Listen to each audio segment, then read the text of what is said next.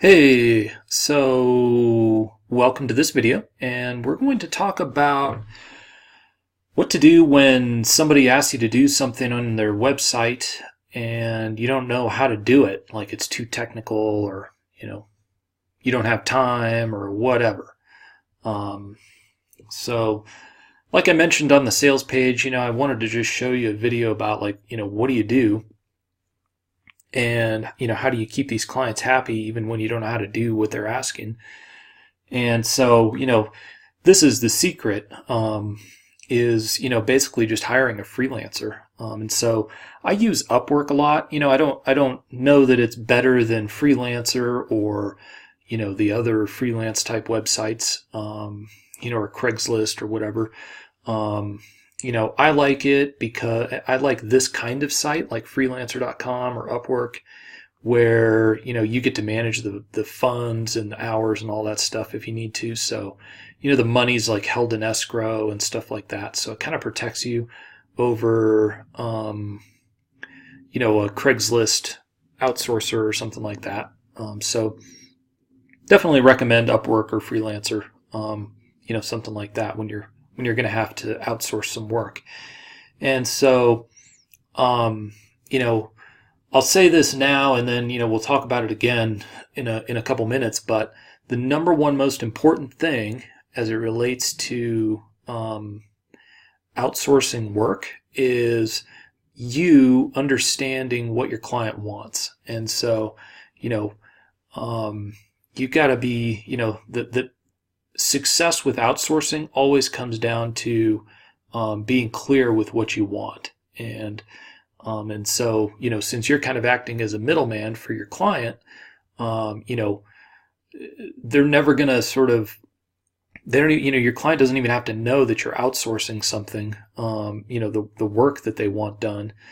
But, you do need to spend enough time with them to understand, what it is they want, right? So what we're going to do is use an example here where I outsourced. So, just in kind of going through and hiring or looking for prospects who needed help with their website, I came across a PR company who needed some help with just adding some more social media icons to their website and, a couple of HTML, tweaks to make things look a little differently and look a little better. And this was not a WordPress site. This was actually, their site was built in something called Concrete. So I'm like totally unfamiliar with that. No idea what it is and have never used it before. They gave me the login, which is obviously, one of the things that you'll need, right? When you're working with an outsourcer is, you're going to have to, give access to the outsourcer, to the website, the client website. But I went in there and basically was like, whoa, this is over my head and I'm not going to spend a bunch of time learning this.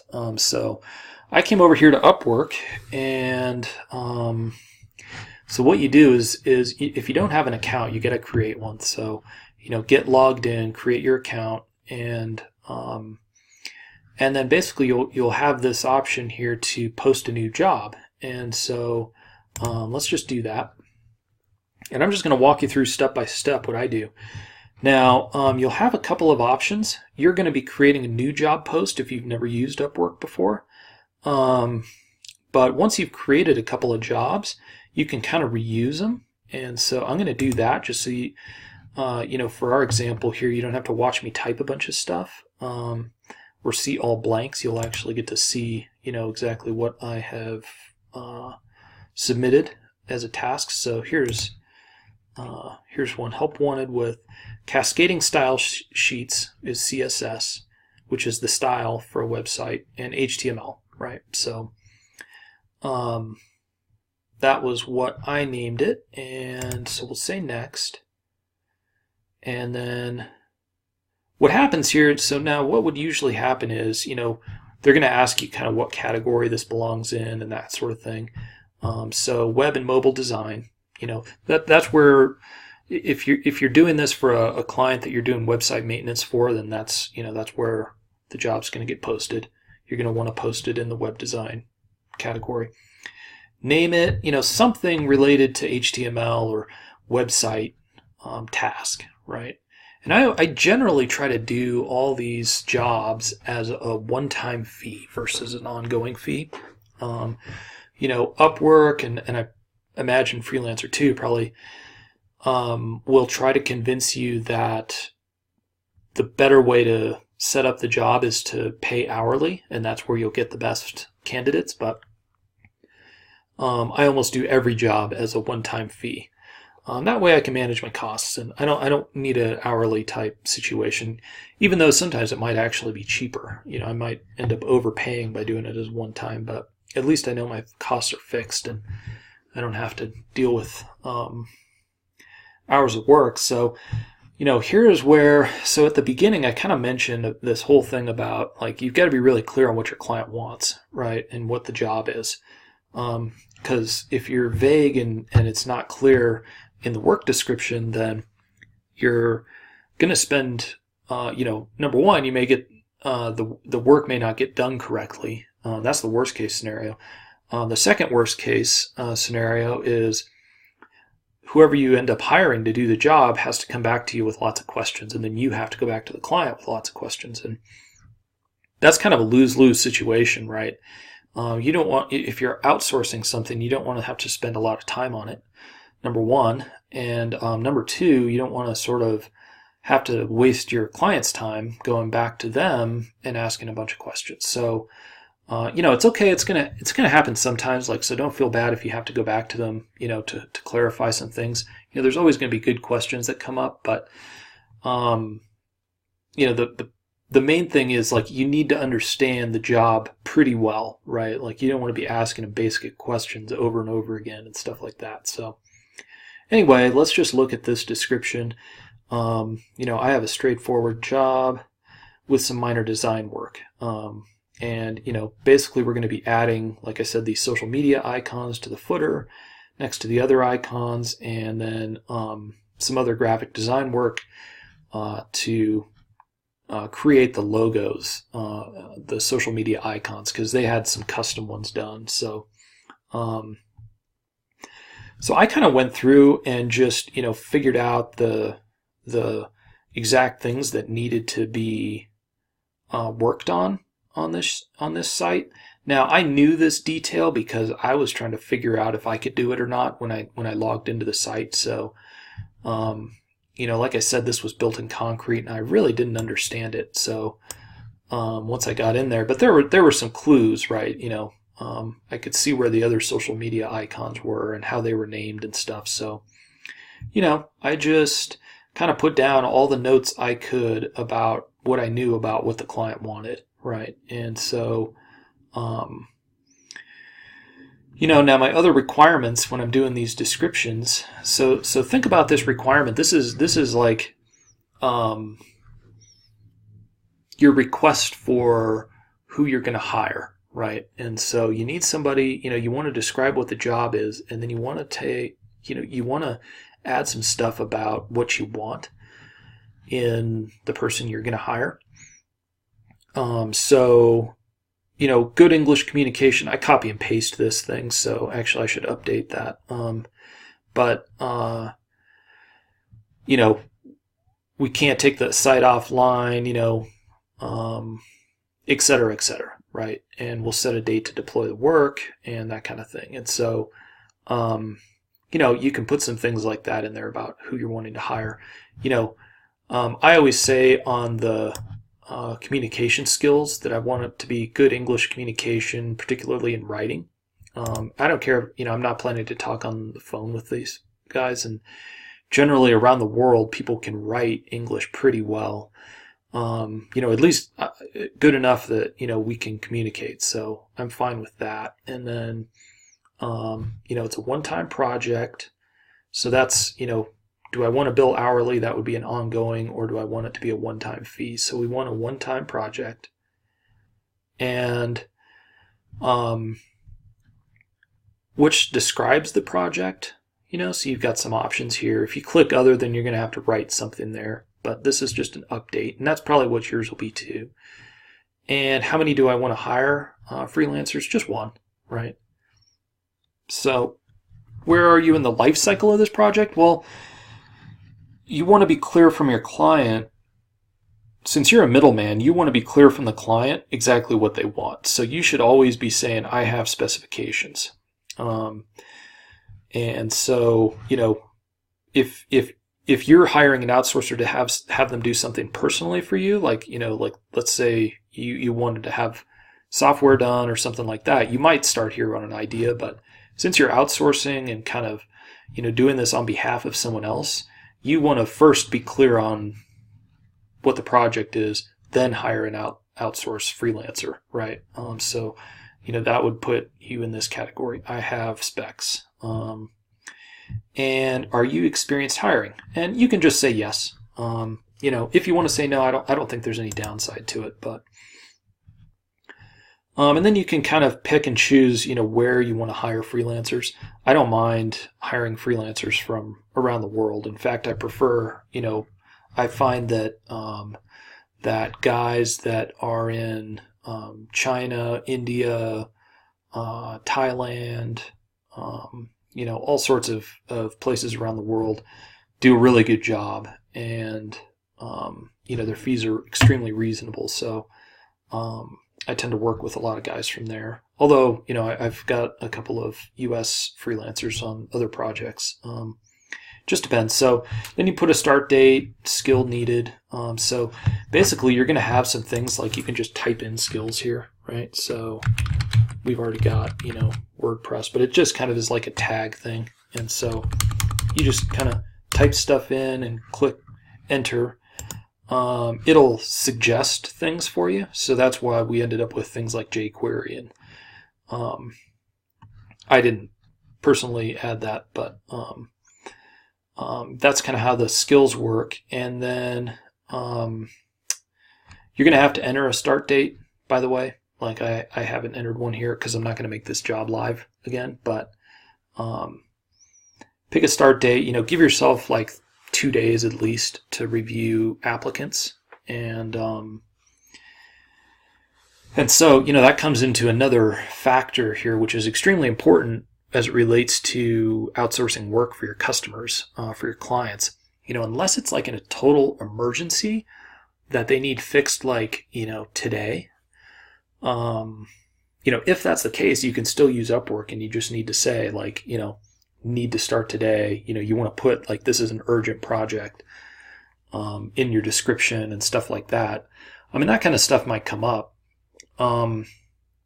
Otherwise, you just want to be sure that you set a reasonable expectation with your client about how soon stuff's going to get done. So I generally like to spend, I guess at this point, I've got a couple of developers who I work with almost all the time on Upwork for these kind of projects. So they're, people I can just reach out to via Upwork and get them on board, and I already trust them. But since you're going to be interviewing people and you may not know, who you want to hire and what you want to hire them for and stuff, you want to give yourself a couple days just to hire. And then, you can say like, I need this project done in 2 days, and depending on the size of it, that's probably totally reasonable. You just want to be sure that you set the expectation with your client, like, okay, they want to make some, like in this case, they wanted to make some icon updates to the website, add some social media stuff. And, I told them it would probably take us about a week to get it done. So, I make sure I'm clear on the job. I went in to see if I could do it myself, and I couldn't. So I went right away to Upwork and I filled out this job description, right? That all takes me about an hour. About an hour. So, but I do that the first day. Like I do that right away when I know this project comes up, because I want to, I told the customer it's going to take a week. If I want to give myself a day or two to hire somebody, 1 day is really all you need. But the reason I put 2 days usually is because of time zones around the world. So, it's already, if you want to hire somebody, you want to have a full day where you get to review applications, because sometimes people don't see it and you don't get a lot of applications right away. So Hopefully I'm not packing too much into this. I'm just trying to think of everything that, comes up when I'm hiring an outsourcer. But the bottom line is you don't want to, tell your client something's going to be done, in 2 days when in reality, it's going to take you 2 days just to get somebody hired on Upwork. And then then your client's getting upset because you're not done. So just give yourself enough leeway there to, set the right expectations so your client's happy and you can sort of over deliver in terms of, getting it done. So you can see in this case, I paid $35 to the developer to have this job done. I was looking for somebody with an intermediate experience level. That's plenty. And only Upwork users can find this job. I don't make it public in search engines, so just kind of follow that. If you have people in mind, then you can add them here, and you'll get that over time. You'll have people that you work with over and over again. And then freelancer type, no preference. Some people prefer not to work with an agency. Some people prefer to work with an agency. It just depends. But for our purposes in this kind of project, it doesn't matter. English level, I'm pretty flexible on. This is another one, depending on the kind of work that you need done, you might want to sort of pick like 80% job success or 90, just to, basically what that tells you is this freelancer, most people who've hired this freelancer think they did a great job. So that's a reasonable thing to choose is, a higher level job success. That's not going to filter out too many people. And, that's really it. Now I do ask a screening question because, this is one of those things where Upwork is the kind of place where you might get bots that respond to every post and, they haven't even read the description. And so to filter those out, I like to, just ask a screening question, and I recommend that you do too. And, what this does is it makes it so that all the applicants that apply for your job, you'll be able to easily tell whether they actually read, the whole job description or not. So, if they fill out the answer to this question, then that, it's a real person who read it. And then, if they don't answer the screening question, then generally I just kind of filter them out in the process of choosing the outsourcer. So once you post the job and you get applicants, that they have a cool screen where you can basically, you'll get an email and it'll say a new applicant. You can come in and kind of look at their work history. They'll kind of describe, a little bit about themselves. They'll answer your screening question, and then you can basically mark them as like, I'm interested in this person or not. And then, you just wait a couple hours, and then you've got a few people to choose from, and then you just pick one and hire them. And then what's going to happen is Upwork will say, okay, Jim, your job is ready. You've hired somebody. Now you got to put your money in escrow.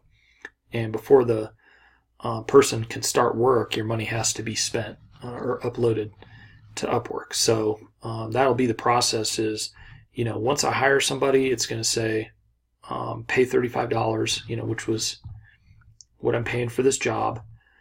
This Upwork will hold on to the $35 until I release it to the developer.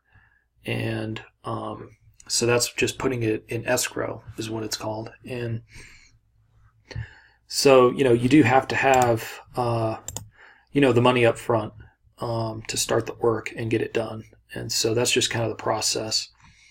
And, if this is the kind of thing you're going to like charge extra to your client for, then, certainly, I would bill at least double to the client, if not way more.